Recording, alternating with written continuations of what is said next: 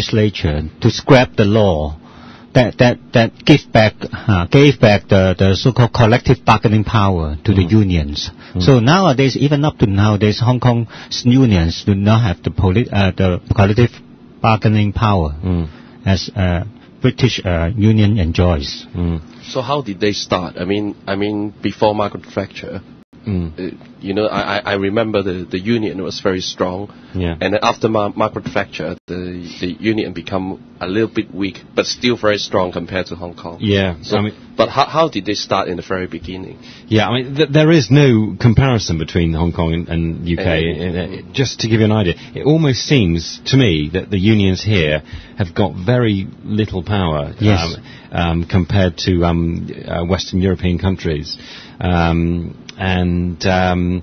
In terms of the British situation, I've got some friends who I talk to quite regularly. One of them is a train driver, and he's quite heavily involved in the unions and stuff.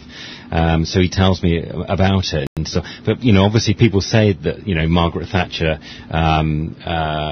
curbed the power. Yeah, but in reality, I think it just altered it slightly. I can tell you now that the unions are pretty strong. If companies know where they stand, they know what they can do and what they can't do. If they try and do something which they know there's going to be outrage, there'll be a big fight basically. The companies and the unions, they know exactly what they can and can't do. Whereas here in Hong Kong, when push comes to shove, if for whatever reason a company wants to do something, they'll do it. Regardless of what a union says, and that's kind of the difference in terms of the power dynamic. So I think the general public and the workers in Hong Kong, they have to join the union. Yeah. I mean, participate more, because nobody would help you if you don't step the first step out. Just like the recent incident about this, the tourist agencies, the court injunction has said that they have to count the commission as part of the salary, to pay back the back pay to the staff for the past several years. But one of the most prestigious travel agency actually dodged this kind of court order and delayed paying until now. Yes. I didn't hear about that actually. Yeah, you must hear about it. The travel agency is called the tourist agency is called Hong Tai. Right. Okay, so we've got 2 minutes left. I think, Dr. Chan, you want to say a bit about the MPF, actually? Yes. And you said you bumped into Longhair earlier. Because the government uses so-called pro-government votes to allow the legislature, make the legislature pass that they can inject $9 billion into the MPF. And Longhair is actually collecting signatures in the street to fight back against this very unjust injection, saying that this is actually giving chips to the fund managers to play with. That was his metaphor, was it? Yes, his metaphor. Very good metaphor. Yes. He's always got a good metaphor, hasn't he? Yes. I see. And, what's your view on it? Yes, surely this doesn't have the real economy at the moment, and actually is doing things unfair to those who cannot pay the MPF. For example, because this money is to inject for the poorer sector of the society who can't pay up for the MPF. The government is paying up for them. So I think we've almost finished now. We're going to, in the second half, we're going to move on and talk a bit more about some other issues, including the Dr. Chan went on a march today, didn't you? Yes. To do with the conservative Christians against them. So we're going to talk about that, and maybe we might talk a bit about the H5N1 news about that as well. Okay, so speak to you in a minute.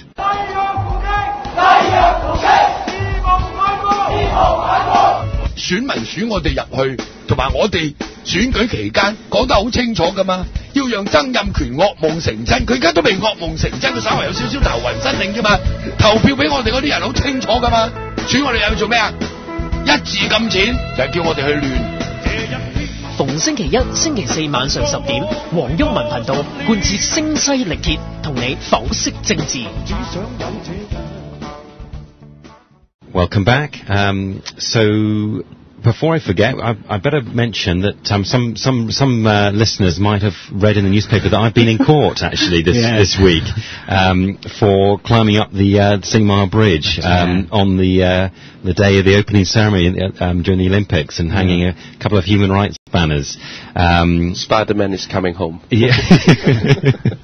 So that was in court, but I've got to be a bit careful because I can't actually talk about it because I'm talk about it after the verdict. So just to say I can't talk about it, but perhaps in a few weeks' time I'll be able to talk a bit more about it. We are interested in talking about it. After the verdict. I think maybe listeners will be interested to hear a first-hand account of what really happened and what it's like to go to court as well. It's certainly a highly politically charged scenario, right? Yeah.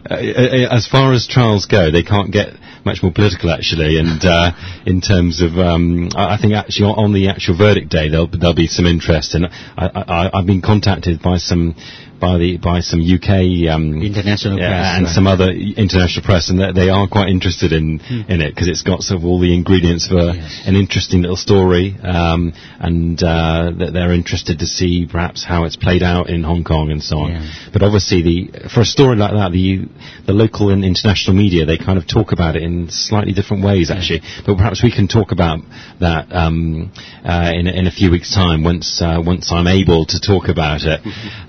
I'm looking forward to it. Maybe the whole show will talk about that. We don't have any other topic for that show. You'll hear it from the horse's mouth, the first-hand account. Yeah, and maybe we can do a program talk about you.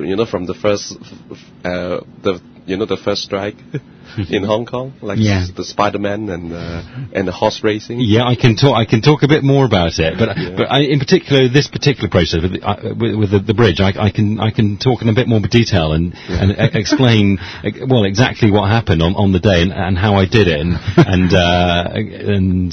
so on, and talk a bit more about the law actually, because the law is interesting because I actually studied the law about before I actually did it, and all the things I do I study the law quite carefully. Your homework. Let's go to Dr. Chen's protest today, because you are going to be sensitive if you keep going. That's true. I'm going to stop talking about that. We don't say you read about the law. It's going to be that's true.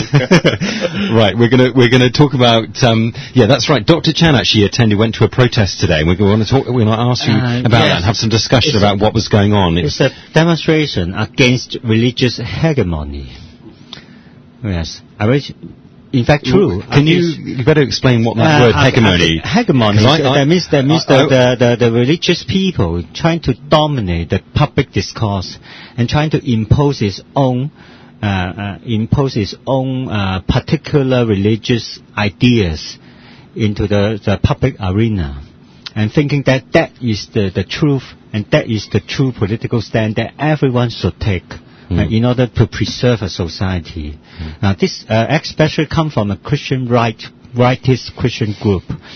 And actually, Western audience might be interested to know the whole fiasco is just like Bush has retired and come to Hong Kong, and then he's leading this kind of very fundamentalist movement in Hong Kong. And who was organizing the protest today that you went to? These are actually grassroots outcropping. That means the young men themselves, most of them probably are quite educated.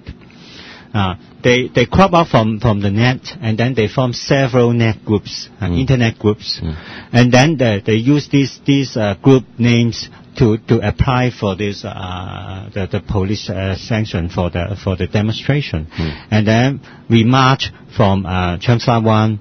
That is a very, very funny location. It's near the Lai Chi Kok MTR station, but it's in the Cheung Sha Wan Road, and actually it's called the Sam Shui Po playground. So we have 3 districts into one location. Why do they choose that to start off there? Because it's near the 2 major location. One major church which has been heavily involved in actually barring the domestic violence bill, from including homosexual